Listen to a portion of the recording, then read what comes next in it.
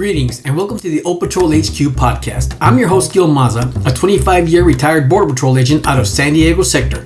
Today, I have the honor of interviewing Victor Avila Jr., a retired Supervisory Special Agent with U.S. Immigration and Customs Enforcement, otherwise known as ICE. He worked at Homeland Security Investigations under the Department of Homeland Security, and he's a highly decorated agent and is the author of his book, Agent Under Fire, A Murder and a Manifesto, recounting the story of the 2011 ambush by Cartel hitmen and outlining a strategy to secure the border. In that, his partner was killed and he was shot 3 times. I highly recommend the book. Victor also sought the Republican nomination to represent Texas's 23rd Congressional District. He's been featured on Fox News, Newsmax, Univision, Telemundo, and various radio and podcast interviews discussing border security, drug smuggling, human trafficking, and other subject matters where he's considered an expert. And now he's hit rock bottom and is here with us at Old Patrol HQ. Enjoy this excellent conversation on the current status of border security and Victor's take on this administration's current efforts and what he thinks the next step for this administration should be. Thank you for joining us. Good morning, Victor, and welcome to the Old Patrol HQ podcast. Great to be here with you, man. I'm so glad that you invited me, and I really enjoy everything that you're doing, especially online, and the awareness that you bring with your Facebook page is the main one that I follow, and so thank you for doing what you do. Well, this has been long overdue. We should have done this a long time ago, but I think both of us were so busy keeping this in the forefront of America's eyes, right? Because I believe that's the only reason Trump got elected. If it wasn't for social media, TikTok, and all these, basically us ground warriors, and you, my gosh, you were everywhere. I mean, everywhere. I should have sold stickers of you. That was a missed opportunity. But we were trying so hard, right? But now we get a chance to catch our breath a little bit and talk about the other side of it, right? We're on that Biden hangover, right? So now we get to talk about the other side of it. But I know that, everybody wants you, especially to talk about your expertise, which is the cartels and how that all works with Mexico, because you were a liaison to Mexico for all those years. I mean, you're the man that knows exactly what's going on. But I want to talk a little bit about how you got started in law enforcement and why. Well, I'm born and raised in El Paso, Texas, and in El Paso, there's a large presence of law enforcement, of federal law enforcement. Everybody's there, and it's very visible. And I don't know if it's like that in other border towns, but it's very visible in El Paso. When I was getting my criminal justice degree at UTEP, there was an opportunity. There's a class. I don't think it exists anymore. But it was an internship at the port of entry with U.S. Customs back then. This is before 9/11, obviously. Before DHS was created. And I took the class, and they give you a uniform, believe it or not. And you actually, every 2 weeks, would be assigned to an officer, a customs officer. And you would go from port of entry to port of entry. And it's a class for a semester. And, somebody that crossed the border naturally there all the time. I might have not gone there on the weekends. Nobody knows. And and so it was really cool for me to see the other side, because as a civilian, as a person, seeing it, coming back from the border, declaring your citizenship, I knew as a citizen. But I really didn't know much about what the law enforcement side, what they were looking for and all that. Mm-hmm. And so after the internship, it's like, wow, this is pretty cool. A lot of people, not just me, like, I want to be a customs inspector, right? I want to be a port of entry. But one day, and I'll never forget this, because it happened to me in a 10-year period. One day there was a seizure at the port of entry, and they're like, we're going to call the special agents. And I'm like, who are special agents? What is that? And here comes this U.S. Customs special agent, shows up in a plain vehicle, unmarked car. He's wearing jeans. He's got his gun, and he takes over the scene. And whoa, what's going on? Who is this guy? And I know, well, he's the investigator. He's the one that's going to do the investigation. And they tell me, explain to me what the roles are here. And I'm like, well, I want to be that guy. And everybody said, yeah, get in the back of the line, buddy. Everybody here wants to be that guy. And it's weird. 10 years after I became that guy, but not after. Obviously, when I graduated from college, I became a parole officer, a state parole officer for the state of Texas, which really introduced me to the criminal world and dealing with criminals, convicted criminals, hardcore criminals, gang members, sex offenders, all these guys, violent offenders. And then from there, I moved on to the as a federal probation officer for the U.S. courts. Mm-hmm. Went to San Antonio, broadened more the federal aspect, got paid a little bit more than the state, and I thought I was going to do that for 20 years. And after 5 years as a federal probation officer, I dealt a lot with the agents because we used to interview the agents. We are terrible writers, man, and so we always had to ask them questions about the reports because we needed to do the sentencing guidelines and all that. And so I got to meet a lot of different agents from different agencies, INS, Customs, Secret Service, DEA, FBI. And I'm like, man, I really like what these guys do. And I want to do that. And I did. I applied. And this was when the merger happened. This is 2003 when DHS was created, even though it was created on paper officially, it didn't take until probably a couple of years after that for it to actually kick into effect. But I was one of the first ones to go to an academy at FLETC. It was still a U.S. Customs Academy, Right. but they started sprinkling in the immigration, and we had INS instructors.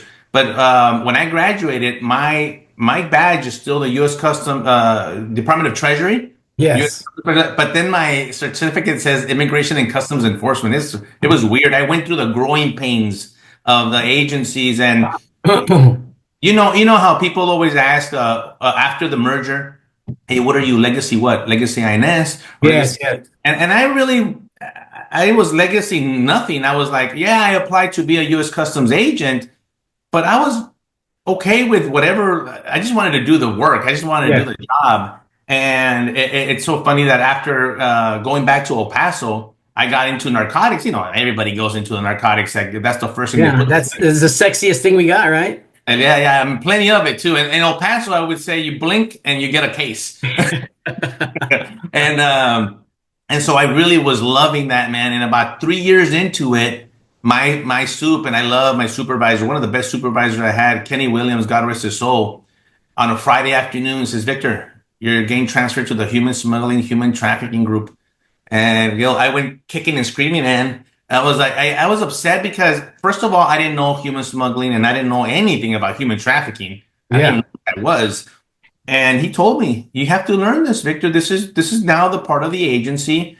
And it's funny how that I ended up becoming a subject matter expert in human trafficking investigations. I did a lot of human smuggling, a lot of the same thing on the border, a lot of cases. People don't understand. It didn't matter what agency you work for, whether you was a U.S. Marshals, ICE, or whatever, FBI at the border.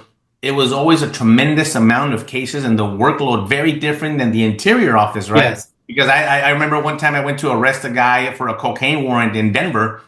And when I went to first of all, they did everything. We arrested the guy and we gave him to the Marshal Service and they booked him for us. I thought, wow, that's really nice. And then I said, well, let's go to the office to write the criminal complaint. Oh, no. The AUSA writes it for us here. What? Wow, cool. Yeah. Just show up to the court the next day and we show up to the initial appearance. And there's a lot of chaos going on in Denver. Like, what's going on? He's like, we got 2 initial appearances today. Whoa, 2 in El Paso, a slow day was 25. Jeez. A busy day was 100 initial appearances, bro. That's what I came from, right? Yeah. So I'm like, oh no. Then I started realizing how other offices were not the same as the border offices because of the work and all that anyway. But yes. So working on the border, as you know, is 1 year is equivalent to 10 years of any other else. Agreed. Right? And because of the workload, that's just the way it is. Even if you're a lazy guy, you're working more than anybody else because there's no other option. You have to work because the work is just right in front of you. And so that's how I ended up. And then I eventually went to Mexico. I went to Juarez, the Ciudad Juarez, the other side of El Paso. This was 2008 when it was the most dangerous city in the world. And 350 homicides a month there. I saw the bodies hanging from the bridges, bro. A lot of people ask me about the movie Sicario. Yeah. I tell them that's very accurate. I saw that with my own eyes. I saw the mantas, the cartel. I saw the backhoes dealing the mass graves. Yeah. Pulling the bodies, bro, under cement.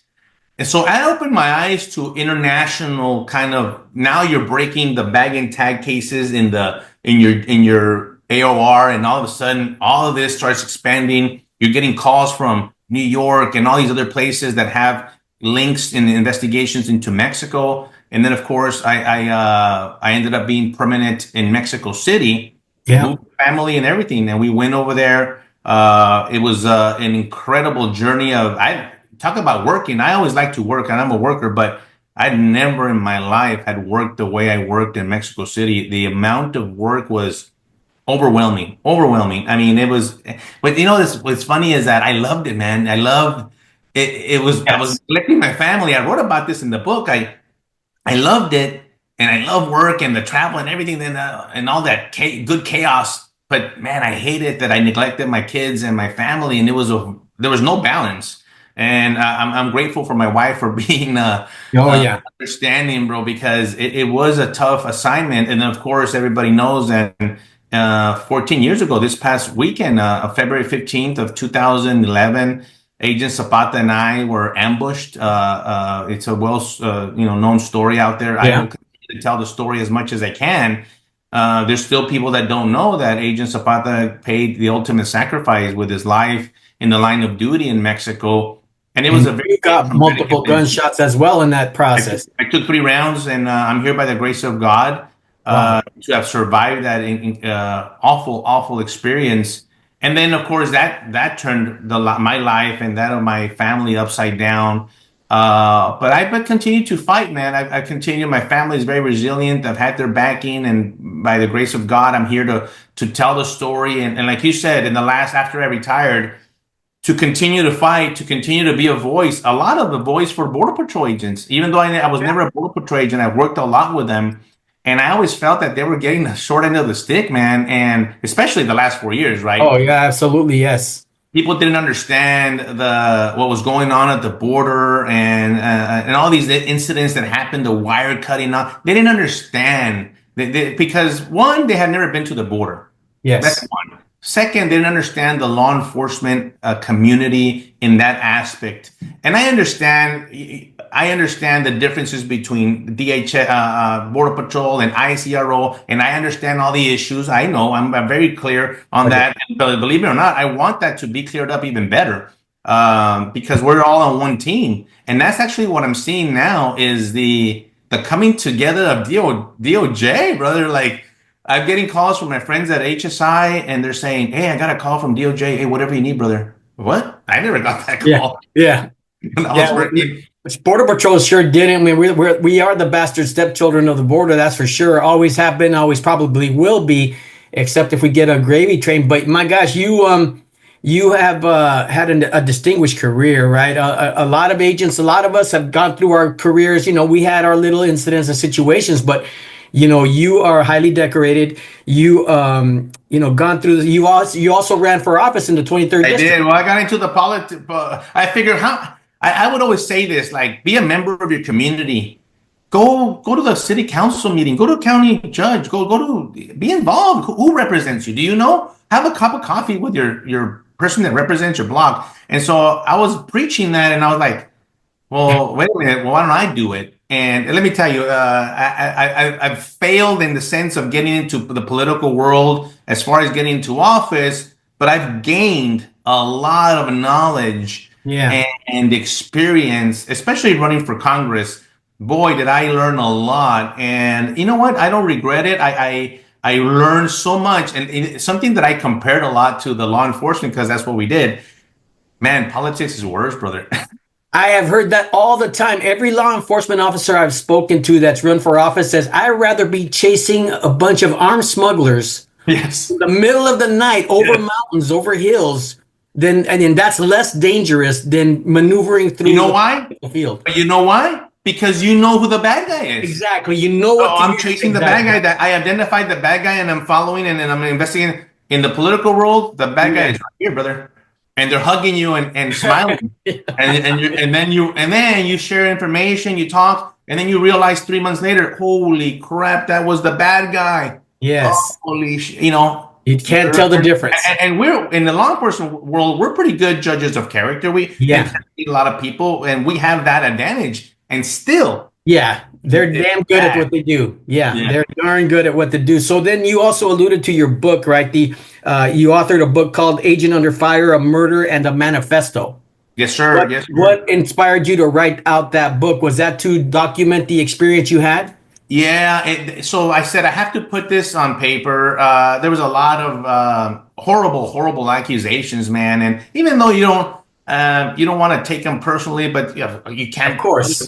But there was a lot of things, and I would get, the word comes back to you. At this point, I was in Denver, Colorado. We ended up in Denver of all places, just because of things that happened. But I was like, I need to write. How do you write a book? I would kid around with my wife. I said, I went to UTEP. I could write. I could write a book. I went to college. It's hard. Yeah. It's 3.5 years. 3.5 years. And I had all I'm addicted to these, bro. I have them all over my house. The yellow pads. Yeah. I have a collection of all of. Yeah, there we go. I don't know if it's something with law enforcement. I think it is. Having that notepad, having our notes ready, yes. I'm writing, and I wrote a lot, and I kept on saving them. And that's how I started writing the book. And then I thought this. I'm gonna start investigating, and somebody's gonna pick me up, a publisher. They're gonna give me a little bit of money, and we're gonna tell the story. No, that's not the way it happens, bro. As a matter of fact, I paid a lot of money throughout the 3.5 years. A lot of people don't know that. A lot of people, Victor's making all this money. Listen, first of all, I lost a lot of money. I sell my book to get paid back to reimburse the thousands and thousands of dollars that I spent. But I did it because, one, I needed to put Jaime's memory in there, and I needed to do that. Two, I wanted to tell the story about how it happened. And then when you're writing the book, then I said, well, I have to tell people who I am, because I went through an identity crisis. Hey, that's the guy that got shot. Hey, that's the guy that survived. And I'm like, yeah, but I'm also a father. I'm a husband. I was a good agent, man. I wasn't a super agent, intelligent. I was just a hardworking agent. And when I go speak to groups, I started using the term working agent. Hey, I was a working agent, and people would tell me, they would ask me, I'm sorry, what does working agent mean? And I said, I never knew that I was saying it that way. I said, well, I worked. Everybody works. Not everybody works, and I'm very Not everybody works. about it. Not everybody works, and so I was proud to be one of those working agents. And so I wanted to put that in my book. So I put an example of a drug case and one of the worst human trafficking cases that I worked. I put it in there because I wanted people to understand the evil that we live in and these people that are capable of doing this to children and women. So I put that and talked a little bit about my family, and it ended up being a decent book. There's a lot of typos in the book. And let me tell you why. Because people said, hey, why didn't you put that?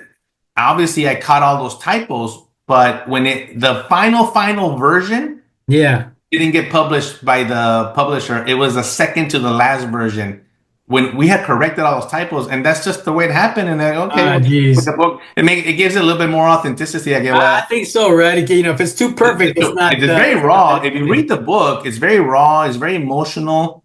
A lot of law enforcement officers have told me how they relate it because they're away from their families, the out hours, all of that we experience in this world is very different than being a teacher or a banker, or it's just a very different kind of job, especially for you guys that are out in the middle of nowhere, man, and very harsh locations in Douglas, Arizona, Presidio, Texas. Believe me, I know I worked there, but I never lived there. I worked there and then left. You guys stayed there, and I would always. I remember Presidio, Texas. It's the same. I'm sure it's like Douglas, right? Because in Douglas, that's my hometown, and there was two types of people in Douglas: law enforcement and smugglers. That's it. That's all there was, and everything in between was either bartending, gas stations, or working in a store. So we all have come from that kind of thing, right? So now, that book is still available, right, to buy? Obviously, yeah. You can go to Amazon. It's like $15 on Amazon. I sell it when I go do my speaking engagements, and I sign it for people.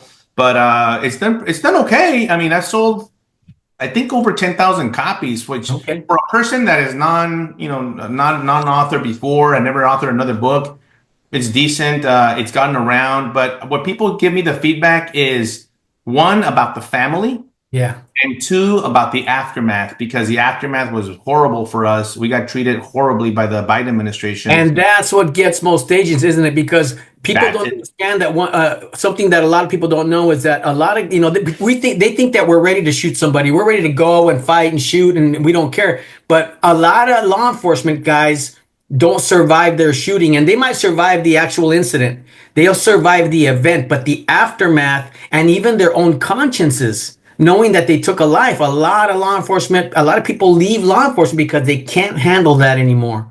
Well, we've seen the suicide rates skyrocket under border patrol agents, and this is a real thing. I talk about going through PTSD. I started talking about that later on as I felt more comfortable.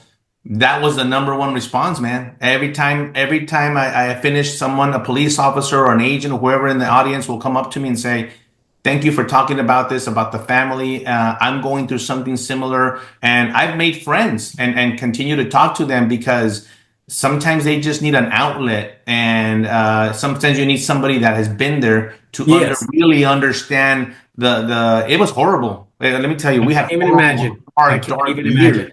And how long you been married, Victor? 26 years. 26 years. And how many kids? 2 kids. My daughter is 24. She is about to graduate with an MBA from SMU. We're very proud of her. My son is a sophomore. My son is a sophomore at the University of Arkansas, and we just went that last weekend to go visit him, and he's doing good. And so we're very proud of them. They went through their own trauma, right? They were young kids, man, and they went. My wife and my kids, they had their own experience. Which my coworkers, they had their own experience. It is a ripple effect. It wasn't just it does. And they don't realize it. What's your wife's name? Claudia. Well, your Claudia is my Diana, and I think they're the only things that keep us, sane. Because the first 5 years in the patrol, I was not home. I was not even home. But you know what? I loved every dang minute of it. Best job I ever had. Right? I loved it. And so that's we both know that's what keeps us sane. And at the end of it all, do you miss any of it?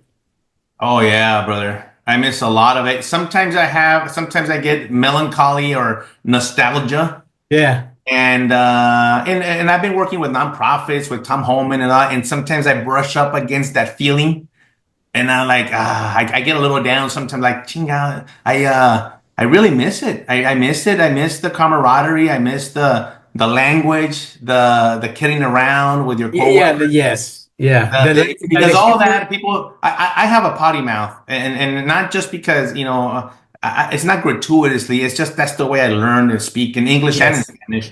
But it's also a release, right? Yes. It's just to release the stress. People don't understand that. La chingada, cabrón, blah, blah. Because we're releasing the stress of the negative energy. Yes. It's so stressful. But you're right about the wives. My wife, I kid around. I said, listen, if you had a reason to leave me before the shooting, you definitely had a reason to say, I'm out of here. This guy's not. Especially when you ran for office. I'm amazed she survived that. You have to have that talk with your family when you do that, because she said try it, and now she's like, don't you ever do that again. I'm sure she saw what it did to you, right? Yeah. You understand that the only reason we're talking is because I need you to get me a spot with Tom Homan. You know that's right. I got you, brother. I mean, you're pretty and all. You're pretty, but you're not the end goal here. I try to. It's funny what's going on right now. Speaking of that, I'm glad you brought up, because I don't know. I don't know what's going on. Do I want to go back? Heck yeah. Do I? If Tom Homan or President Trump says, Victor, come back and do this, absolutely, with pleasure. And but that hasn't happened, and I don't know why. I don't know. I don't know what's going on, and I just don't have any insight. They won't tell you anything, I want to discuss that with you, because you and I both know there's probably a few people in your circle and people that I know that probably would have been good to consult them a little bit about this because of what they know on the ground. So I do want to talk a little bit about that. So we're going to segue into that right now. But I do want to end this segment by saying that, isn't it really true, though, that the reason you became an ICE agent is because you failed the polygraph for the Border Patrol? Oh, that polygraph. Oh God, right? I'm sorry, bro. I'm sorry. I've heard I nightmares. made it past it. I've heard nightmares about that Oh God, polygraph, yes. Oh and God, good yes. people, good Yeah, people. yes. Special forces people that had clearances that the Border Patrol doesn't even need. I don't. And Yes, it's I'll unbelievable. tell you this story really quick. Okay. Years ago, I was with Senator Ted Cruz. I got invited to go to El Paso, and he was going to do like a little town hall with the Border Patrol agents, and the polygraph examination came up. And first of all, let me tell you, Ted Cruz, I was impressed by the man is an intelligent man. He knew the ins and outs. Like you would have thought that Senator Ted Cruz worked at the Border Patrol. This is how smart the guy is. But this was back then, years Yeah. ago. You were already talking about Decade. it. Did you see this week? This news. There was news this week that they're going to start. At least I started getting notices that they're going to change it, bro. They're going to finally do something about this because the way the questions were, and I learned a little bit about because I worked a lot with our polygraphers at ICE. When we were in Mexico, we had to vet our vetted team. And the ICE polygraphers would come in, and we have these two hotel rooms, and I learned a lot. And I used to polygraph the sources when we got into in Juarez. So I started getting really familiar. I'm not a polygrapher, but I was involved because part of the polygraphy examination is once you do the questions and the answers and all that, the actual test, you go and get questioned by us, by me. In Mexico, bro, it was hilarious because we would bring in 50 federal police officers, and 3 or 5 would pass. Wow. Out of all. And then I knew that it was the way you have to phrase a question. Yeah. It's only like 4 questions. And so when I started learning about the Border Patrol problems, I'm like, these questions are, no. Yeah. No wonder they're not passing. Yes. And it didn't make any sense. So I'm hoping that now with the new recruitment, that they're going to change that. And Chief Michael Banks just came out with a memo to the agents. I posted it, and he said that that's one of the things that they're going to start working on and changing is that entire horrific polygraph thing because we missed out on a lot of great agents because of it. I understand that very well, bro. And so hopefully that's a good thing. All right, so let's get down to business. So it's only been a month, right? Yeah. How do you grade? What do you say? How do you feel about the current efforts that Trump, through DHS, Kristi Noem came in guns blazing, right? Tom Homan came out gun blazing. What's your take on our progress so far in this first month? I'll use the word unprecedented. Okay. I've never seen, just like I never saw, and you never, none of us ever saw what happened under the Biden administration because it never happened. I mean, people didn't realize like the very first time I went down the border in McAllen in March of 2021, I was blown away. I was like, what the heck is going on right here? Because that had never happened. I had never seen that. Well, the same thing right now. You're seeing something that has never ever happened before, and that to me merits an A as a grade for the first month. For the first month. And there's people complaining that you're not doing enough. Man, it's been 30 days. Take it easy, man. Shit. Yeah. There's a lot of bureaucracy and red tape, especially at DHS. Oh, yeah. I'm surprised that we're even doing what we're doing. So the border, man, what was it? 200 and some people? 210, and across the whole southern border in one day. Yeah. Bro, I'm talking to my friends at border. Yeah. The best part, Victor, is that they're not backdooring 300,000 of them behind, because even the Biden administration knocked down the numbers, but that's because they were backdooring them through CBP-1 and all those Biden flags, right? And then maxing out every legal pathway. I mean, there was no illegal pathway for these guys, right? I characterize it as the greatest and deadliest taxpayer-funded illegal alien border invasion and border security breach in the history of our country, right? And every metric bears that out. And we're on the hangover stage right now. We're still in the hangover stage of that. I like that. The way you say the hangover stage, because there's a lot of things that we have to iron out. And you saw the acting ICE guy that just they made him step down. There's a couple of others that stepped down last week. Because I understand Trump and Tom Homan, I don't think they know, like, Trump just wants them gone.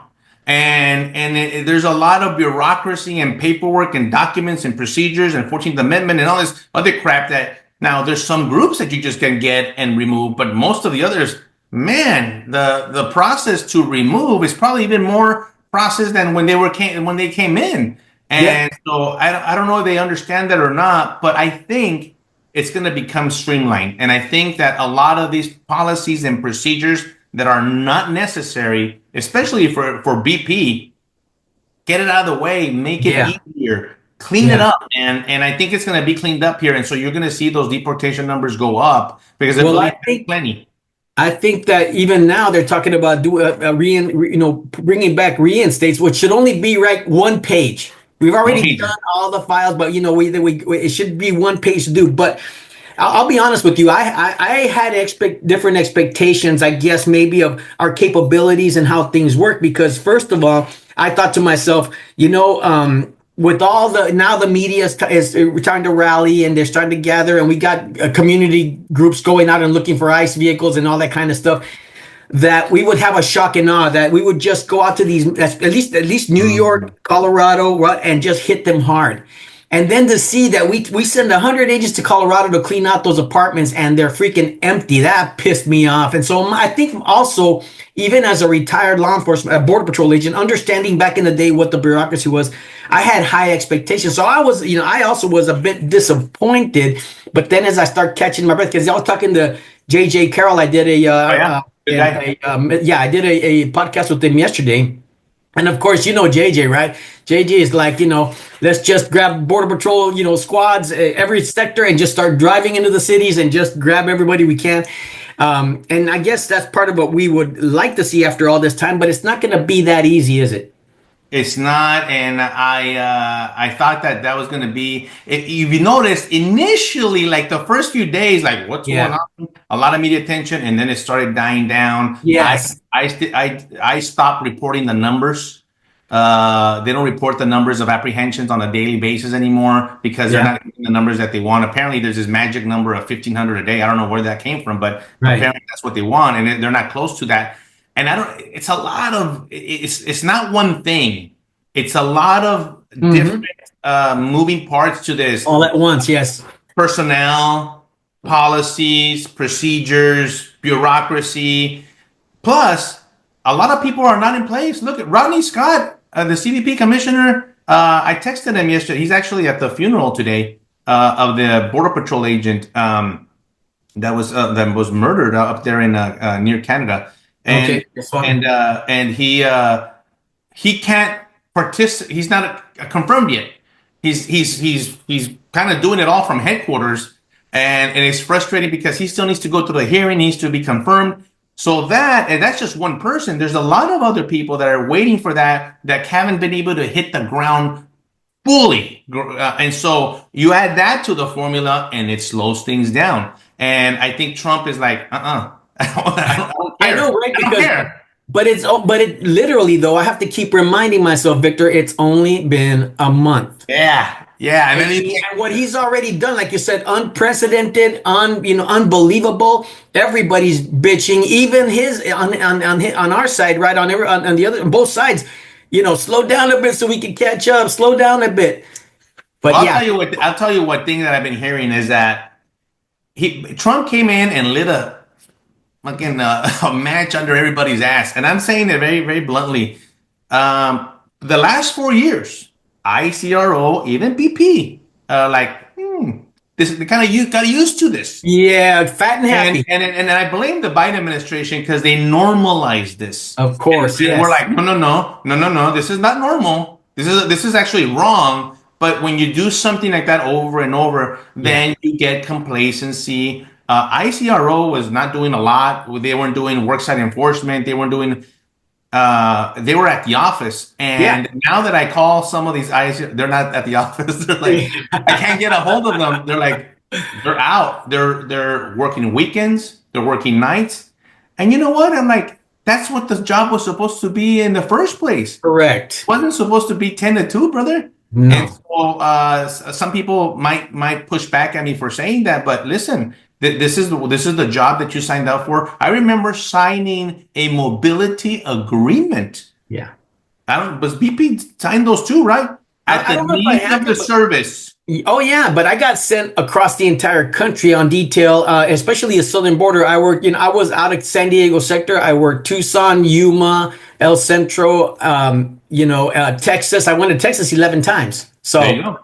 Because I remember that mobility agreement is like, well, the needs of the service needs you in New York, it needs you in Miami, it needs you in yeah. San Diego, and you would go. And I think we got away from that. That a lot of people just stayed in their offices for 10, 12, 15 years without doing anything else, and now, boom, it was a huge reminder. And I think that's also part of the formula that they're getting used to it. Let's get you back to the mission.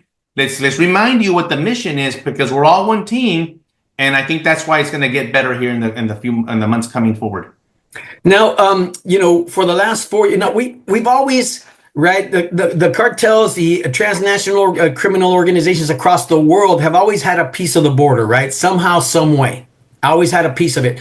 But in the last 4 years, even Border Patrol, DHS, people that I've talked to, and even the union, Border Patrol Union, came out and said that the border is 100% under control of the cartels in the last 4 years. 100%. Yep. Right. And now I hear that we have the border under control, which, I know that part of it is that the numbers are down almost to nothing, and we're also not backdooring anybody, and we're also not releasing everybody anymore out in the thing. But do you feel like we do have all of a sudden now we have control of the entire southern border?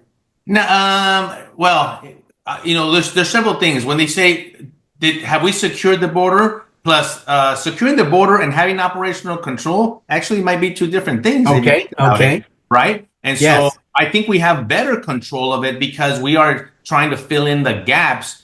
But also, you got to remember, the ones that kind of got a little bit of shock and awe was the cartel, because they were so free to do whatever the hell they wanted for the last 4 years. Fentanyl and human. By the way, they're not DTOs anymore. They're not just drug. They moved into the humans, and then more money there now.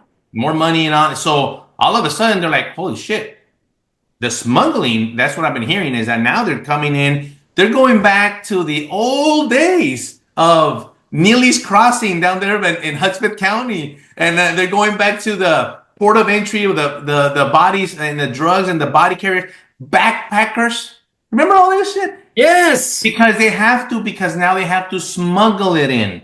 And so I know there's still gaps. But man, in Texas, you got Border Patrol, you got National Guard, you got military, and you got Texas DPS troopers that were deputized. Shit, I'd never seen that with the authority. We could call the DOD and get a gunship to come in, and no more 3-hour freaking gun battles on the border. Now, that's a very great point. I want to expand on that. So, again, they had carte blanche. They were coming in no problem. Was it fair to say, because I said this many times in the last 4 years, that up to 80% of the border was left unmanned and unsecured at any given time? Because, Victor, this is not my intention. I was going to retire, talk about old patrolly shit, talk about history, talk about jokes, talk and sell junk, right?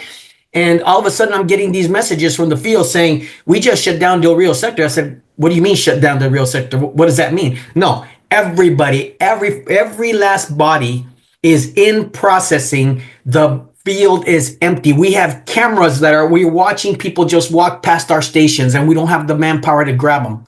Release. And I was like, this can't be possible. So again, my question was it fair to say that at any given moment, 80% of the border unmanned, unsecured, we just didn't know what was crossing? 100%, brother. And I could tell you, because I went down there a lot, Eagle Pass, Del Rio, all that area, and the checkpoints were closed. Remember that too? Yes. I'm driving. And then the checkpoint. Those were highly successful checkpoints. That's the last point of defense, man, that we had all the smoke that you guys and illegal that you guys caught there. And I'm driving, and like, no. So if I know that the checkpoint is closed, so does the bad guy. Of course they do, right? Of course they do. And that's the thing. People think that we're dealing with these caveman savages out there. No, we're dealing with guys that can run Fortune 500 companies, right? Educated in America, probably went to our war colleges, what's that? lawyers. Yeah, lawyers, financiers, doctors, you name it, that know our law better than most of us do, and they think that we're dealing with and plus unlimited funds, unlimited amount of money, And right? that's why I think that and President Trump said it the other day. I think it was this past week that Mexico's controlled by the cartels, and he said that's a sad thing to say that, but I've been saying it. I know you have too. It's not. It's no longer just the border that they have control of. Yes. This is the evolution of the cartels from the last 10, 15 years, where the politician in Mexico, as corrupt as they were, because I tell you, I work with two of the highest of the federal police are in custody. Genaro Garcia Luna is in custody in New York. And the guy that responded, the number 2 guy that responded to our shooting, he's in custody, Luis Palomino. And so we understood that the cartel and the corruption involved at the high levels, but it was always the politician telling the cartel. And I believe it's switched. It's now the cartel telling the politician, and they control the politician. And so that makes a huge world of a difference as to how Mexico operates, not just on the border. I'm talking about Zacatecas, Michoacan, interior, Guadalajara, Jalisco, all these places where before you're like, well, it's out here. No, it's not. It's everywhere. It's everywhere now. And because of that influence, and you're seeing it now with AMLO, of course, we saw it, and the ignoring. I mean, you talk about having carte blanche. I know that they say this a lot, and I really don't like to repeat it a lot. The abrazos no balazos, whatever. It was worse than that. It was like turn around and I don't see anything worse than that. Abrazos, that means that you actually acknowledge them. Well, they weren't even acknowledging the crime. Yes. And then so right now, Claudia Sheinbaum, the new president of Mexico, who's a full-blown communist, is caught between President Trump and La Morena, their party. Mm-hmm. And she's trying to appease to La Morena their socialist communist views, but she has this man right here called Donald J. Trump, and she's like, shit, I don't know what to do. And so I don't know if you know, but Mexico is okaying a lot of this stuff. The special forces going in to train them, the flight flying over in Arizona by the military, okayed. The only one I was really confused about was the drones. Because drones was supposedly started under President Biden, and it was supposed to be a very covert type of operation. Yeah. And then, of course, it got into the news, and we're all talking about it now. Nevertheless, I don't think they're going to stop doing it. But so if it was covert, now it's overt, meaning that Mexico knows, and they have allowed it. They have actually allowed it, even though you've heard this many times in public. They're like, we're never going to allow the United States to come into Mexico. We're a sovereign country. Blah, blah, blah. I've heard it all. I've heard it many times, bro. I did a speech at the Mexican Senate in Mexico City for about human trafficking. You know, with that big flag, the Mexican flag, very intimidating room. Yes. And I do this 15-minute speech about human trafficking because back then, this was 2009, Mexico was about to pass their first anti-human trafficking federal law. And we had the case, and it was all be set up really nice. And so I was talking about that. The first question when I'm done from one of the senators, why is the United States the number 1 consumer of drugs? Oh my God. That whole lie again, you know, and I'm like, I know, bro, but we're not talking about that right now. Second question, why are the weapons coming from the United States into Mexico? Oh, okay.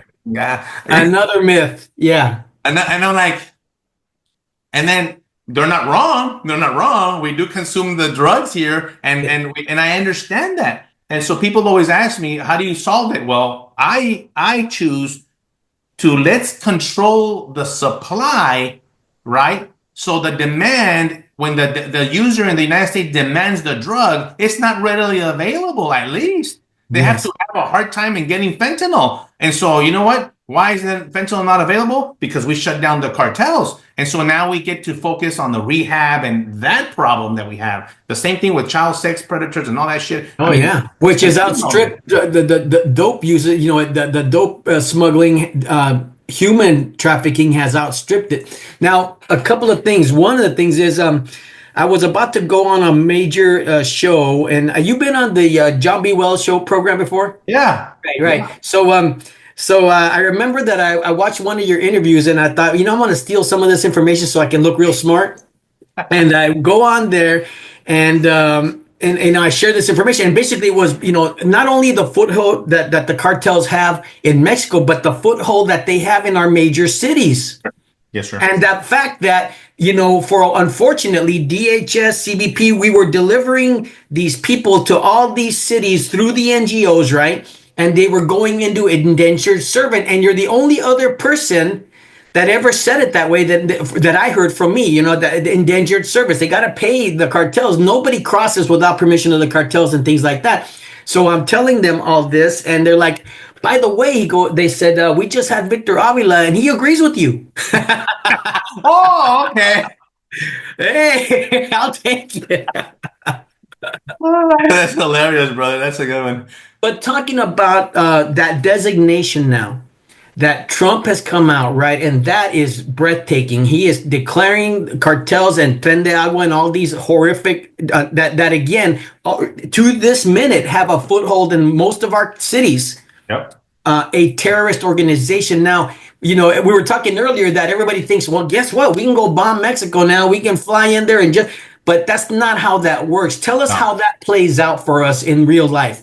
The very first thing is that one was that President Trump said it, great.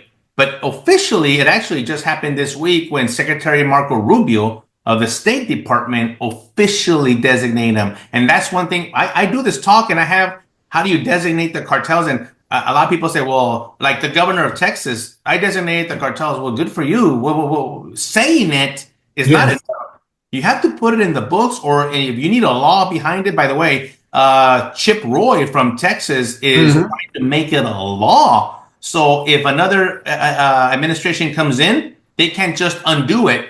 They would have to pass a law to change it. And I agree with that. Let's make it even harder. Yes. But right now, it's official. They're in the State Department. I think 8 of them. La Familia Michoacana, Tren de Agua, the Gulf. Perfect. I love the list. These are the ones that I would pick too. Okay. Here's the thing, and I'm glad you hit on it. Yes, we all concentrate about Mexico and their headquarters there and all that. I'm concerned is the guys here. Yes. And what reaction are these terrorists? Now let's talk about them. They're like ISIS. I want you to think they're ISIS, they're Al Qaeda, they're the Taliban. Now, here they have been designated and they are in Chicago, Denver, LA, Dallas, Houston. Yes, all the major cities. Yes. Everywhere. You associate with them by buying fentanyl, by whatever reason you're associating with ISIS. Same thing. So if you were associating with ISIS, what would we do as the United States government? You're going to get a knock on your door, buddy. Because you do that shit. It's against, you are now a terrorist or aiding and abetting a terrorist or financing a terrorist. So we get to go pick you up too. And that right there is the major point. Aside from the fact that we're going to seize their assets, bank accounts, money, properties, everything that they illicitly gain from all the money laundering that they do with their money. It's back here in the U.S. It's mixed in the world banking system. That's the key. You weaken them by taking away their money. Good. But I'm telling you, all these gangs, 18th Street Gang, the Latin Kings, the big gangs, Mexican Mafia, all these other guys that work with Sinaloa or CJ&G, get to go pick you up, bro. And you know what? If there's a place called Gitmo, a little bit of space.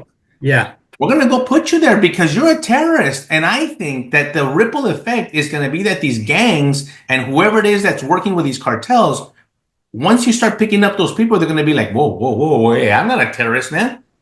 I'm not a terrorist. Then I'm going to stop working with them. And I'm going to stop associating with them. That start dismantling them. We've always been focused on the top dog, right? We take El Chapo out. We take El Mayo out. We take all the big guys. And nothing happens. I want to see it from the top and also from the bottom up. From the local gang, from the local guy, the Sinaloa, I call them reps. Yeah. Sinaloa has their reps here, and we gotta go pick up that rep here, man. That's the extension of the guy from Mexico, from Culiacan. He's here in Houston. He's here in Dallas.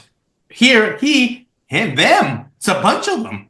Yeah. And so those are gonna be the harder ones to detect because you said earlier, They don't have a cowboy hat with the pointed boots, bro. This is what they have this mentality of what a cartel Yes. member looks like. And let me tell you, I was biased about that too for a long time in my career being in El Paso. Oh, this is the way these guys look. No, I arrested a guy once. We did an op with FBI in El Paso. We didn't know what the bad guy looked like, but we knew we had intel, and we are doing a buy bust there in a parking lot by a Whataburger. And I'm in a pickup truck with FBI, and we're looking. Where's the guy? The guy, well, first of all, he was known to carry a 45. You know what he was wearing? He was wearing a pink polo shirt and white shorts with sandals. Oh, Pinche wow. preppy guy, right? Yeah. The guy was right here, and I'm going like this. Where's the back? My bias, right? My bias. So I try to tell people, get that bias out of your mind, because the cartel member that you and I are talking about right now works at the county courthouse, works at the hospital, is a lawyer, is a CPA. Holy shit. Then when you start saying that, people are like, what? Yeah. Fear mongering. I'm just telling you, that's all these people, how they operate. They need these type of people to move their money, to get intel, documentation. They work for lawyers. They work for, but even more so, Victor, they're in law enforcement. Yeah, that's the worst part, bro. Service, yes. I mean, they just got the CDPO, right, from El Paso there. That was a cartel member living in Mexico. So it's like, how did that guy get past the polygraph? I saw a picture of that. Oh, by the way, I got pictures of a friend of mine. I got pictures of the raid that they did in their house, and his house in Juarez. Yeah. He was living pretty nice, bro. He was living pretty nice. He was making hundreds of thousands of dollars. And I took down a CBP inspector, a female, doing the same thing. She was allowing dope just to go through her lane. Yeah. And she had $7,000 in cash in her duffel bag when we arrested her. And her residence, her official CBP residence, was a little house there by the port of entry, and there was nothing in the house, only her uniforms. Because she just used to go change there. Right. Yes. But her real house was one in Juarez and a ranch down in the valley with horses and everything. I mean, and that's the unfortunate part. That, by the way, a lot of people don't want to talk about. And it sucks because it does. It's horrible. Yeah, it's horrible, but it's true. It happens, and we have to control that as well. In organizations that big, I mean, how can you not? How can you not, right? So it's going to, but they step through the cracks. But what about threaded through our federal government? Everywhere. I mean, am I being a conspiracy theorist? No, you're not. You're being a realist. You're not being naive, which I think a lot of people are naive about. Local, state, federal. Oh, man. Sheriffs. Dictating policy, law, helping, setting things up. And I'm sure there's whole neighborhood. And we know, just like in Sicario, right? There's whole neighborhoods that tracks that are completely designated for that gang, and they got their lieutenants in there, their families, and they're doing business all across. One of the points that JJ Carroll made yesterday, and that was one of the reasons why it was, again, I'm glad we're having this conversation, because my expectations were through the roof as well. Just in Chicago alone, there's a city block that's got over like 6,000 to 9,000, in 3 city blocks. I think that when he did his Invaded documentary, all of them, from freaking every country in the world, and all of them military-aged men, violent. He's this guy's a law enforcement officer. He's 6 foot tall, right? Probably carrying the whole time. And he said that it made him nervous to walk at night in those areas, which, again, taken over by these gangs, taken over by these immigrant, groups that came, special interest groups, you name it. Why aren't we just going in there and cleaning house, like picking up, buses and everything, boom, picking them up and just getting them out if we know they're there? I think that the answer to that is the political pressure, believe it or not. Does Trump want to do that? Absolutely. Yes. But there's so many other levels of blocking that. Forget the sanctuary cities. We don't give a shit about what Chicago. That's not going to be the problem. And I'll tell you what, as a matter of fact, you're going to see, I predict that one of these mayors or elected officials or city council members somewhere is going to be the brave one to end up blocking or being obstructing justice, they're going to get handcuffed and put in jail. Yes. And I think we have to do that to send a message saying, you're not above the law. First of all, why are you protecting this criminal illegal alien? It makes no sense to me. But anyway, that's what I agree with you 100%. You know what? Let's make the shock and awe. Let's go to the concentrated area that, by the way, the Black community in South Chicago have been asking for years, because all of a sudden they saw people coming from all over the world taking all of their resources to go to them. And they're like, what the heck are we? Are we chopped liver here? We're Americans. We pay taxes. As a matter of fact, I can't even pay my rent right now. And then you have this scumbag that came from Venezuela or China or India or Uzbekistan or all these other, Brazil, all these other countries. And we're like, what the heck? They're the ones demanding some action. So I know Chicago, New York, I think there has to be an example. Denver is another one. Yeah. But you saw that. I think they tried to do that, and then they got the leaks about the information. And, right. And the neighborhood defending gangbangers. This criminal organization that has held the people in that apartment complex hostage this entire time, and even the mayor coming out and saying it didn't happen. The police chief coming out and saying it didn't happen. And so you start to wonder. Even in the Border Patrol, even though we've got this mandate for enforcement from Trump. You know how it is, right? You can say something from headquarters, but by the time it gets to the station, it's a whole different thing. And ultimately, the sector chiefs run the sectors, and the watch commanders run the stations. And then they're telling their special units, I don't want you stopping traffic. I don't want you stopping vehicles. I don't want you, even though they have confirmed intel of these pickups happening every day, right? Because now they're starting to fight. Now, I was told recently that almost everybody that they're catching, because they have to track them, sign cut them, and catch them, want to fight, right? And we have a generation of Border Patrol agents out there that I know we can adjust, and we always will, but that don't know what it's like to get punched in the face. They don't know what it's like to get spit on. Wrestle a guy down. I remember the first time I'm in my uniform, badge, gun, hat, everything, and someone didn't do what I said. I was psychologically traumatized. I was like, do you see me? Right? You're supposed to do what I say. And they're like, F you, fuck you, whatever, vamos a pelear lo que quieras. But I don't know, and so we got a bit of a learning curve here, right? Yes. Before we move forward. So that we've gone over an hour, and I know you're a busy man, and brother. I love it, bro. This is a great conversation. But I have a question for you. Because exactly what you just said about these officers, the newer generation that they're not old Border Patrol. And so they're now going to be exposed to that. What about these processing agents, right? They brought in a bunch of, they're not Border Patrol agents. Border Patrol processing coordinators. Okay, thank you. That's the official name. Yes. Are they going to stay as coordinators? Are they going to transition to get the Border Patrol, or are they going to actually be used to process the people now the other way around? Basically, that's the plan. The plan is to, keep them, right? Keep them in employed, and then put them in and just set up these. And that's another question, right? Ali Mayorkas, the architect of this whole nightmare, right? He wasn't incompetent. He wasn't stupid. The man was the smartest man in the room, unfortunately, most of the time when he was facing these congressional meetings and everything else. Billions of dollars in infrastructure, Victor. Infrastructure to process and release. Why aren't we turning those around now? Because one of the things I keep hearing is we don't have enough bed space to hold them. I mean, we have like 3 million beds across the whole southern border. Oh, I've been saying this for years. All of these facilities that were built under Biden, I went into a lot of them. I got kicked out of some of them.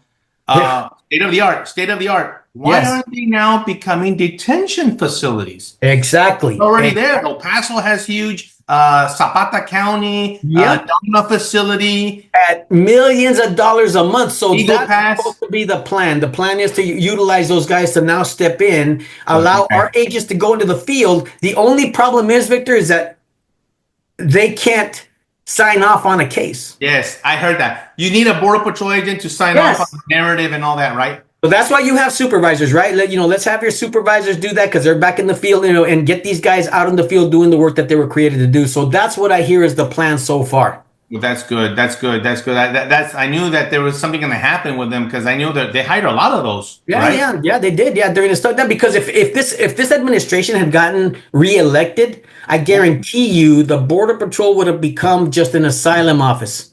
That's all for fraudulent, right? 99% of all these people that came in is a fraudulent asylum claim. You shouldn't even call it asylum because you didn't go to the port of entry as designated by the Attorney General. You didn't follow that law. So all of a sudden, the entire United States became one giant port of entry where you could come in and no matter where. And even with the CBP One app, I don't know if you remember, you had to be in Mexico in proximity Yeah. to be able to go, right? And what happened? The cartel said, oh, great gimmick, because again, they know the law better than we do, and they know computers better than we, obviously. So they sold VPNs so that you could apply in Uzbekistan, fly into America, and show your CBP One app appointment, and guess what? Right on in to go get your appointment. So One thing that you said right now that caught my attention is I think the how it's evolved, especially when we're not talking about the economic migrant here, and we're not talking about the poor. I'm talking about the yes, one which you said when you said, "Well, I'm right here in the uniform. I got a badge. I got what the hell." Because these people come from countries that were born, when they were born, they were told the opposite that my parents told me. When I lived in El Paso, my parents said, "You're going to respect the police. You're going to respect the uniform. You're going to respect authority to begin with. You're going to respect your teacher. You're going to respect the person behind the counter when you go anywhere." I yes, even a little bit of fear of the police. I'm not going to lie, which is a healthy fear. Like, you see the presence of a law enforcement officer, you kind of straighten up. yep, That's how I grew up. These people coming from Venezuela and these communist socialist countries, it was the opposite.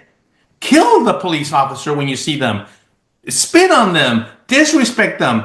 So that didn't change just because they came into the US. That's why you have the issues that we have around the country because yes, they have no regard for authority. They don't care. They don't yeah, care if you wear a badge and a gun. They'll yeah, kill you in an instant. As a matter of fact, they're gonna leash out on killing the Lake and Rileys of the world, right? yeah, Because they can, because they can't believe how easy it is. Oh, yes, get the girl running. This is the mentality that I think that you have to focus on. These people are not the same, man. They didn't come to the United States. I'm going to be an American, and I want yeah, the American team. no, Hell no. These guys no. came to take over apartment complexes. They came to sell drugs, human trafficking, and wreak havoc on our communities. And that's Yes. what you have to concentrate on. And not only that, but we have judges across the country that number one released, they beat up a cop in New York and they get released hours later, right? We saw the guy with the two fisted, Yes, hand yes. salute. Not only that, but we have a segment of our country that literally defends them to the death, and they're in our federal government. They're literally AOC putting out videos on how to avoid us and how to, stop us, which half of it is BS because we have the lawful authority to stop anybody and question them, right? That's Across the right. country. That's Even right. Border Patrol agents, not just on the border. People think we're just on the border. We have federal authority across the entire country, right? If we want it.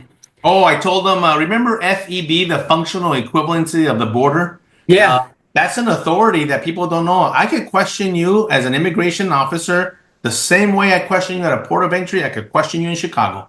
Yep. And, oh, you can't do that. You can't question. Yes, I can. I could, first of all, as an officer and agent, I could question whoever I want, whatever I want. I could ask you whatever I want. It doesn't mean Yeah. anything because you saw that guy that was detained in New Jersey. He was a U.S. citizen veteran. So I questioned him anyway, and he did himself. Thank you for coming, bro. We're not here for Exactly. you. Get out of the Exactly. way. I have to create. I told this to a news network that immigration agents and officers they have to determine alienage.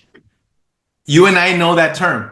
Yes. They're like alienage. What the? They had never heard that. I said, well, it's to determine where the person was a citizen of, and a lot of people are like, hey, where were you born? Nuh-uh, that's not the question of where. That's not the correct question. It's not where were you born. The question is of what country are you a citizen of? Yes. You could have been born in Mexico and you're a citizen of the United States. You could have been born in Uzbekistan and you're a U.S. Correct. citizen. It's of what country are you a citizen of? And so these little things that you educate the people that don't Yeah. know the difference. But I think we have to continue to do it, brother. We just have to be out Yeah, there. yeah. I never asked de dónde naciste. I always ask No, de qué país eres ciudadano. that's What right. what country are you a citizen of? Okay, so We could probably do this for another hour, I'm Yes, sir. sure. But I'm going to ask you one final question, and I'll let you go. I'm Donald Trump. I call you on the phone. I say, Victor, you're the best. You're huge. Nobody ever been like you in the history of this planet. You're the best agent I've ever seen. What do we do moving forward to streamline this process and get done what I need to get done in the last 2 to 4 years? First of all, I say yes to that request. And the second thing I do is I bring together the ICE director, the CBP commissioner, the chief of the Border Patrol, and maybe DHS secretary, obviously, as well. And then I want to go down and do some town halls first of all, with the management. And I'm talking about sector chiefs. I'm talking about SACs, and get together and say, all right, and this might be a little controversial, it might not be, but you asked me the question, I'm going to tell you. Okay. Enough of this shit of the infighting. Enough. We're on one team. We represent the United States of America. We all think we want the same thing, and that's public safety and national security and defend our nation. Let's do it. I don't want to know why ERO is fighting with Border Patrol, and the Border Patrol is that's ERO, and ERO doesn't want to go on the flight. And I'm hearing it all right now. I'm hearing it all. I'm actually sick and tired of it, bro. That's what I would do.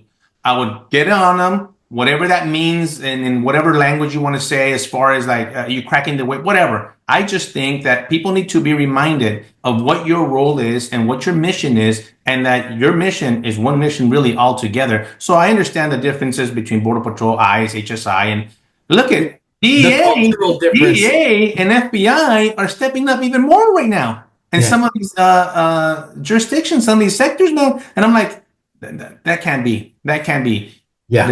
Let's put everybody back on the same page, and let's work and let's have fun, and let's clean up our country. And I think when they know that these officers and agents know, hey, this guy's got my back, this guy's gonna back me up and allow me to do my job, and back me up with that official authority that they have, by the way.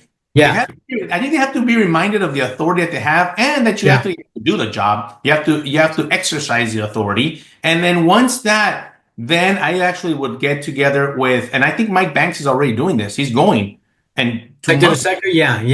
I love that, bro. I love that. I was with Mike Banks during the inauguration, and I happened to talk a lot with him, and I really enjoyed the conversations with him because he enjoys a good reputation. I hear all the chisme, I hear all the back talk and everything else, and maybe 2-3 people out of all the hundreds and hundreds of people that commented gave him they didn't like him.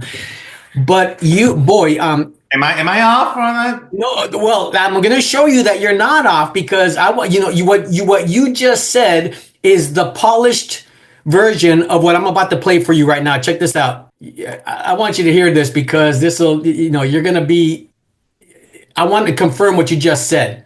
A lot of people won't say that publicly. But you're the second person to say it in 2 days. Check this out. Check this out right here.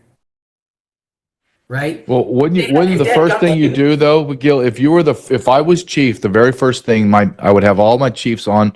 Actually, I'd fly all my chiefs in. I want to sit down. I want to look you in the face. All my chiefs, all my packs are coming.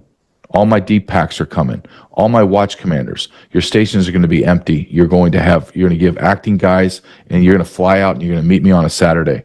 And I'm going to tell them, every single non-Border Patrol enforcement activity is now to cease immediately. You're not waiting to get back to your office. You're going to call right now and say, DEI, Pride, the robots, your PIO, gone. Gone, gone, gone. Gone. If it's not helping the agents in their ability, mentally, physically, spiritually, to do their job, I don't want to hear it. I don't want to hear it, and I better see you knocking down your border and have it secure, and then you better get your ass in the interior, and you got to start thinking outside the box. And I would say, let me do the thinking for you. This is what I want. San Diego sector, stand up. This is what my expectation is, and I would have it down here. And I would have my lackeys give them their paperwork. I'm thought for you. Tucson, this is what I expect. In fact, you 3 guys are out. Get out. You played all into this crap with Biden. You did nothing. In fact, I saw what you did. You facilitated. You increased their efficiency. You're out. Get out. I literally would do that until I had the hardest core dudes that would just be like, that's the man I'm going to work for. And I would drive my mission non-freaking stop. And the agents would know, you go arrest every single one of those dirtbags that you released. Men, women, and children, get them the hell out of my country. But we don't talk like that. No, we don't. What do you think? Wow, bro. So you had the sweet version of that. I did more, a little bit political type of. Obviously your liaison training paid off for you, right? But this guy, right? This guy's raw as a bone. But isn't that the atmosphere that we're in? Isn't that where absolutely. Obviously we all recognize it. It's right in the face. Why are we ignoring the elephant in the room? Let's go. Clean out the people. The personnel is very important, man, because you know that watch commander, or in my case, the DSEC or the SAC is the one that's screwing it up for everybody. Well, then you know what? You're out. But the camaraderie has to go back, man. Yes. I always worked. I was very fortunate that I always had a beautiful, great relationship with Border Patrol, always, especially on the call outs, on the smugglings. And I got to see a lot of the human smuggling because of Border Patrol. And now their ASU unit is back, and all of that needs to be worked out. They're just kind of out there, kind of in limbo. ASU, let them do ASU. Why is that? We call HSI, and then they take the case. Let them do. It's all the same thing. It's all to better the community. It's all to better us. Everybody, the more the merrier, I think, right? So now, I like the surge. I wrote about this in my book. It's funny, I wrote the book 4 years ago, and I talk about a surge with everyone. Remember the movie, The Professional? Bring me everyone. I like that right now. I'm talking about FBI, U.S. Marshals, DEA, Secret Service, Air Marshals, everyone, because right now, for the next, I think, 18 months to 2 years, we focus on that. Yeah. I don't do that. I'm not a human smuggler. I don't give a shit, bro. You're a federal agent. Go do it, because that's what the mandate is from the president of the United States. Yes. And then after 18 months or whatever, then you go back to do the duties, because we do need investigations. I understand. I believe I'm a customs guy too. We need commercial fraud. We need intellectual property rights violations, counter proliferation, all that good stuff. Absolutely. I'm not negating that. I'm just saying that the priority right now, based on the eyes of the American people and of the president of the United States, is to get these criminals off our street. And I think if you just kind of say it and clarify it to everybody and say, this is what your role is, then you're like, you have no choice. And like J.J. Carroll said, I wouldn't go that far to say, but I remember they telling me this, and I'll leave you with this. When I was at the academy one day, it was raining in Georgia. It was muddy, raining, hot. And we were doing the raids outside, where the maze or whatever they call them. Yes. And everybody was bitching and moaning, and we're all complaining, and then all of a sudden, one of the instructors says, "Shut up! If you don't want to be here right now where you're standing, then leave, because there's 1,000 people behind you that do." Holy shit! When he said that, like, no, it's okay. I'll be. I'm okay. But it kind of reminds you, like, listen, there's plenty of people that are willing to get their hands dirty and put their lives on the line for this country, and I want more of those people. I agree with that, and it's across all federal employment. Amen, Victor. You know what? I'm going to go on record as saying that this is probably the best interview you've ever done. Thank you, brother. I feel very comfortable with you, man. I feel very comfortable with you, and I get to speak from the heart. Not that I don't all the time, but it's the camaraderie that I feel with you. I appreciate you. Well, thank you, brother, and keep up the good work, and we'll keep plugging, because I thought when Trump got elected, the work was over, right? That I'm going to go on in the sunset, but the work's just starting now for us. We got to make sure that we keep everything still in the front view of the country, so that these voices out there that are in some cases just, from the top down, you're fighting against government fraud, waste, and abuse. How is that a winnable argument? So anyway, There's a lot to topic for do. another time. Thank you, brother. God Thank bless. you, man. Godspeed. Stay safe, and I appreciate you coming on. Thank you. I appreciate you, man. Thank you. All right.